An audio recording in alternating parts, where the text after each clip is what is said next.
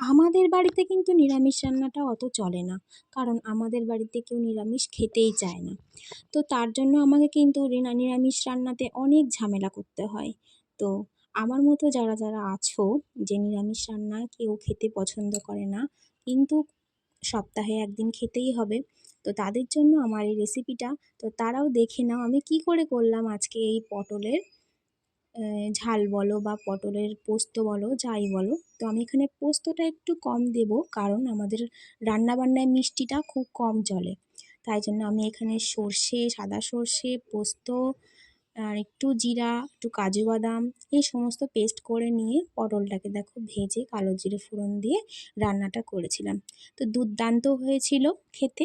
Husband এবং বাচ্চারা যদি না খেতে চায় নিরামিষ রান্না, তাহলে এরকমভাবে একবার করে তোমরা দেখতে পারো। তো সবাই কিন্তু আমার বাড়ির থালা চেটেপুটে খেয়েছিল। তো দেখো আজ আমি কিরমভাবে রান্না করছি।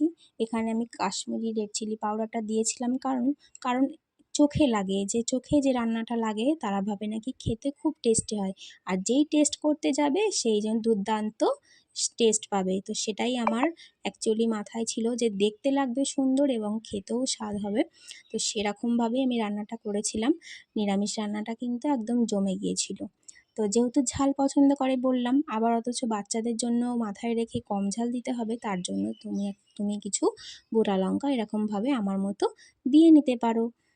খাবার দাবারে তো বাহানা থাকবেই, কিন্তু তোমার আর আমার মানে আমাদের মতো গৃহবধূদের কাজ হচ্ছে সবার বায়নাটাকে একদম আহ, মেনে তাদের পছন্দ মতো সেই পদটা রান্না করে তাদের সামনে দেওয়া, এবং যারা খেতে চায় না তাদেরকে সেই রান্নাটা মুখরোচক করে খাওয়ানো। তুমি খাওয়াতে সেটা পারলেই তুমি সাকসেসফুল গৃহবধূর জীবনে। কি তাই তো? ঠিক বললাম তো?